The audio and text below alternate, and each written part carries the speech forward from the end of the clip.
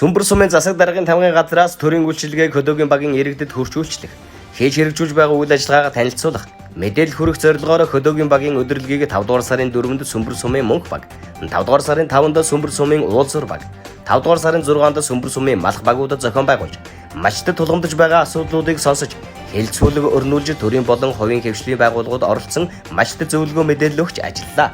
Иргэдэд хууль зүйн зөвлөгөө өгөх хуульчийн пробон өдөрлөг 5 дугаар сарын 1-ний өдөр зохион байгуулагдаж, төрийн байгууллагууд оролцсон иргэдэд эрх зүйн зөвлөгөө мэдээлэл өгч ажиллалаа.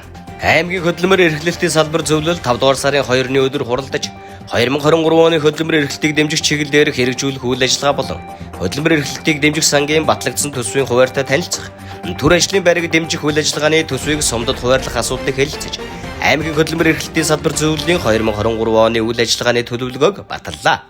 Цагдаагийн албаны болон дотоодын цэргийн үйл ажиллагааг сурталчлах, албан хаагчдын албандаа итгэх итгэл, албаараа бахархах, урам зоригийг сэргээх, өсвөр үеийн хүүхэд залуучуудын тусгаар тогтвол, үндэсний эвнэгдэл, эрх чөлөөний үн цэнийг ойлгуулах зорилгоор цагдаагийн албаны болон дотоодын цэргийн байлдааны туганд хүндэтгэл үзүүлэх ёслолын үйл ажиллагаа 5 дугаар сарын 3-ны өдөр зохион байгуулагдлаа. Аймгийн эрүүл мэндийн салбарын удирдах ажилтны зөвлөгөө нь 5 дугаар сарын 4-ний өдөр зохион байгуулагдаж, 2022 оны үйл ажиллагааны тайлангаа танилцуулж, эмч ажилчдад тулгамдж буй асуудлуудаа аймгийн удирдлагуудад уламжлалаа. Аймгийн эрүүл мэндийн газар нь хуучнаар нэгдсэн эмнэлгийн төрөх тасгийн байрыг улсын төсвөөс 62 сая төгрөг, орон нутгаас 50 сая төгрөгийн хөрөнгө оруулалтаар 2022 онд засварлан үйл ажиллагаа явуулж эхлээд байгаа бөгөөд 5 дугаар сарын 4-ний өдөр байрны нээлттэй хийлээ.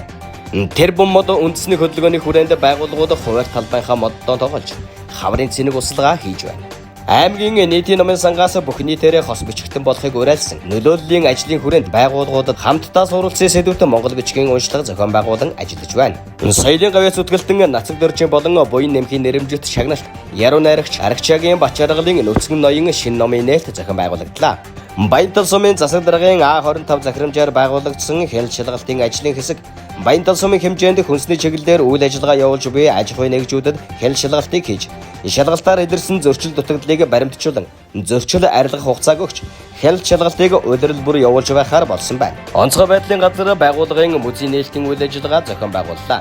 Тус музейд онцгой байдлын газрын үе үеийн албан хаагчдын оролцож амжилт гаргаж байсан уралдаан тэмцээний зургийн үзэсгэлэн дэлгэжээ. Онцгой байдлын газраас аймгийн засаг даргатай хамтран ажиллах гэрээ, ангиллын сургалтын нэгдсэн төлөвлөгөө, 6 дугаар сард зохион байгуулагдах стратегийн команд штабын дадлаг сургуулийн бэлтгэл, ажлын хүрээнд нийгмийн хамгааллын мэргэжлийн ангийн бүрэлдэхүүнд гамшигаас хамгаалах команд штабын сургуулийг зохион байгуулсан байна. Сүмбэр сумын засаг даргын тамгын газраас Шивээгов Баянтал сумдад малын тоо толгойд ногдох албан татварыг орон нутгийн хөгжлийн сангийн журмаар дамжуулан зохицуулах сэдвт чадварчуулах сургалтыг зохион байгууллаа. Сүмбэр сумын 4-р багийн Лөнгийн овоо орчим хоньны цэцэг өвчин гарсантай холбогдуулан цэцэг өвчний шинж тэмдэг илэрсэн тохиолдолд мал эмнэлгийн газрын баг хариуцсан малын эмч нарын 7054 3034 96 99 69 99 66 79 60 утсаар мэдэгдэхийг анхааруулж байна. Та бүхэнд говь сүмбэр энэ 7 хоног тойм мэдээг хүргэлээ.